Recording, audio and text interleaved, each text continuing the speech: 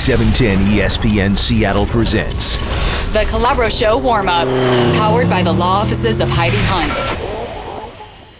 Welcome to the warm-up. Kevin Calabro and the go-to guy Jim Moore here on 710 ESPN Seattle. National Championship game last night, Jim, was an utter snoozer. Except for Musburger when he climbed in the Wayback Machine to talk about Bear Bryant. I got a kick out of that. We'll come back after this.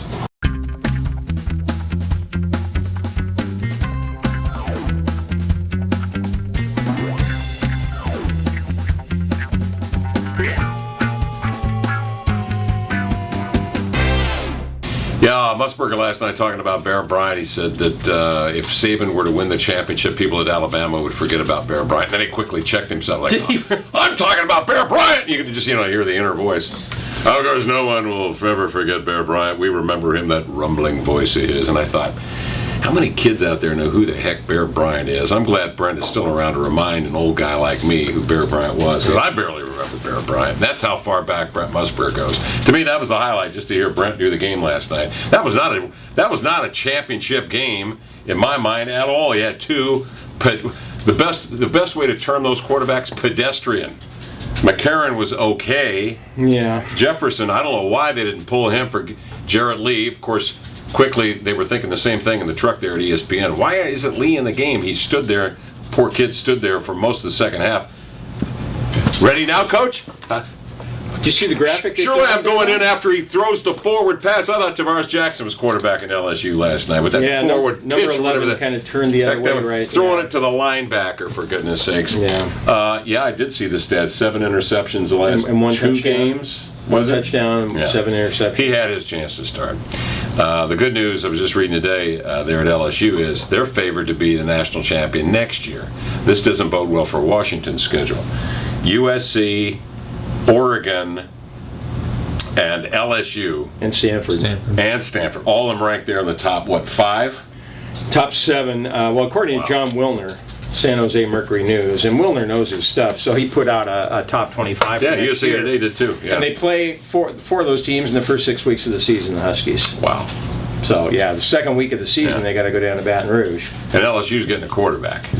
In fact, they're getting 2 quarterbacks. One guy was, I guess, a redshirt. Another guy is from Indiana. It's supposed to be the top pick in the country. So LSU's he'll be really good next year with a quarterback and all those guys coming back. What else is shaking today? That was, this is terrible. You think Mike Price was watching the game last night? Probably pulling pretty hard for LSU. Yeah, probably. But it's been how many years since then?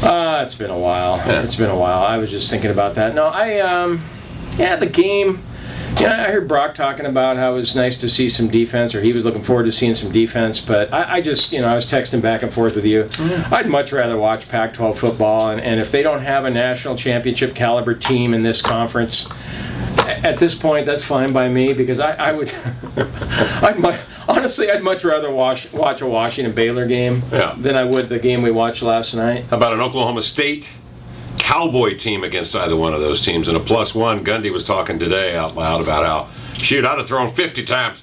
I'm 40 and I'd have thrown 50 times against Alabama. I like that. Well, don't you think? That's the thing. Don't you think Oregon? I mean, Chip Kelly sitting there in the studio, or doing that studio thing. It would have been more fun to see Kelly on the sideline with his pullover and his visor. And Oregon would have scored on that Alabama defense. Yeah. Don't you think? I think they'd have scored once, twice, 3 times, maybe even 5 times. I just thought LSU's offense was so poor. When did they finally get past the 50? Musburger made a big deal about this too.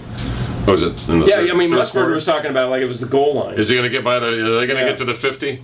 I love it when he says. It was in the fourth quarter. Love it when he says, when are they going to score a touchdown? I promised the folks they would score a touchdown tonight. I'm not seeing a touchdown. I thought, man, this is great. Brent is now the commissioner of the BCS and the announcer. Gotta love that. Love Brent Musburger. Always have, always will. And then Bill Hancock at the end. Oh, Billy! Bill Hancock. Favorite of mine. Crystal football and everything. Everything is. He's like David Stern. Everything is beautiful. There's nothing wrong with the BCS. Here you go, Nick Saban.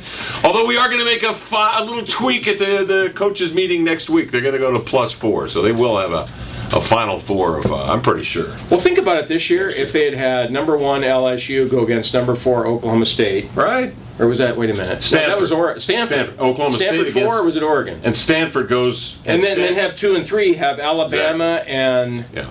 Oklahoma State. Oklahoma State. Then you'd have the Final Four, 2 semifinals with 2 games with contrasting styles, and then you match them up in the championship game. Wow. Final Four, it looks like it might happen next year. That's going to be fun. Now you're thinking. Our boy Hancock is on the scene. He's got it taken care of. Don't worry about it. 2 games in 1 stadium? That'd be cool, wouldn't it? Be fabulous. We'll talk about that and more today at 3.